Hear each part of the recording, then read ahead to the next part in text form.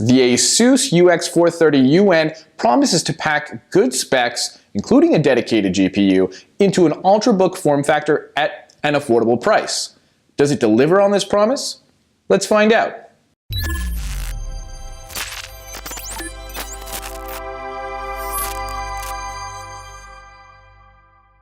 The model I'm reviewing ships with an Intel Core i5-8250U processor, a dedicated GPU from NVIDIA, the MX150 with 2 GB of VRAM, 16 GB of RAM, and a 512 GB SSD. You can get this model at Best Buy in Canada for $13.99, or you can pick up an even faster model with an i7-8550U processor on Amazon in the US for $11.38.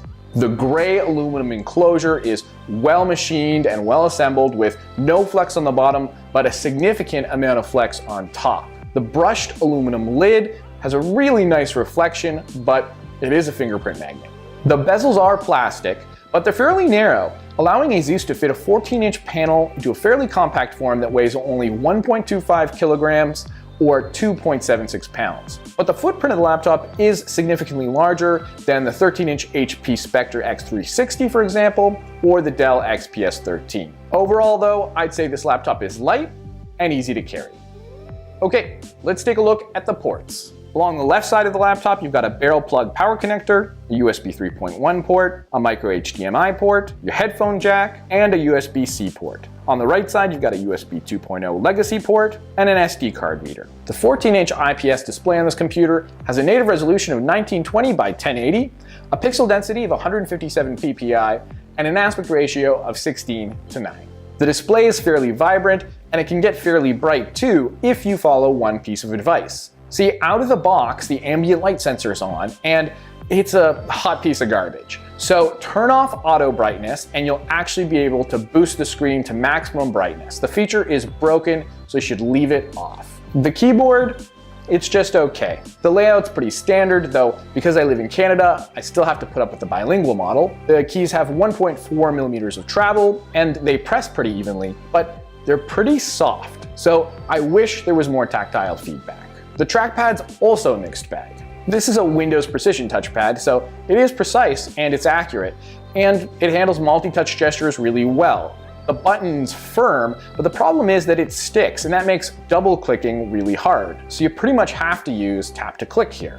There's a fingerprint reader in the upper right, which I think is a great location. It's fast, it's accurate, and it was my preferred method of logging in on this laptop. Performance is sort of middle of the road. I measured an average Geekbench score of 13,245, an average PCMark 10 score of 3,690, and on the SSD I measured an average sequential read of 558 megabytes per second and an average sequential write of 530 megabytes per second. Now the SSD is not an NVMe, so you're not going to get the fastest speeds, but it's still an SSD, so boot and application load times are still going to be really quick. Like the last laptop I reviewed, the Acer Spire 5, this has both an integrated Intel UHD Graphics 620 for everyday tasks and a dedicated NVIDIA GeForce MX150 with 2 GB of memory. On paper, it should do well playing most games at 720 or 1080p with low or medium settings, but performance seems to be limited, maybe by bad thermals. It performs significantly worse than the Aspire 5. I saw an average of 55 frames per second in Overwatch at 1080p and on medium settings versus 67 FPS on the Aspire 5. And I saw 15 FPS on Deus Ex at the same settings versus 18 on the Aspire 5. Civilization 6 saw an average of 49 FPS in the early game and 25 FPS in the late game, which was also less than the Aspire 5. And you can find all of my detailed benchmarks, including 3D Mark scores, in the description below. This laptop has 2 speakers and they carry the Harman Kardon badge.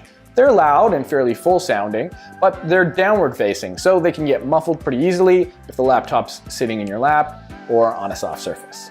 Battery life on this computer is something of an anomaly.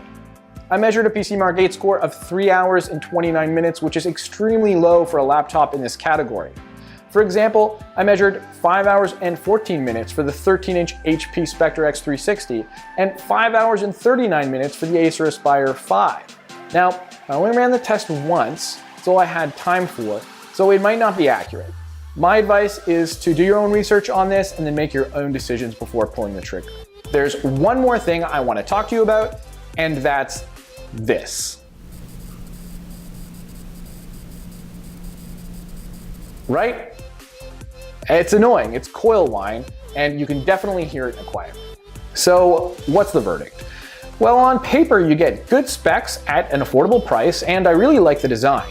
But in the real world, the negatives, the middle-of-the-road performance, the Coil Whine, the soft keys, the touchpad button that sticks, and the battery life mystery, those all outweigh the positives, like the decent screen, and the good speakers, and the compact and lightweight design. And I think there are other Ultrabooks out there that offer better performance without the issues.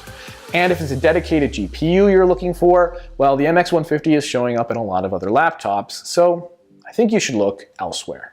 All right, folks, well, that's it for this video. If you have feedback, feel free to leave it in the comments below. If you've got suggestions for other laptops people should consider, leave those in the comments as well. If you like this video, like, share, subscribe, and turn on notifications. Thanks again, and we'll see you next time.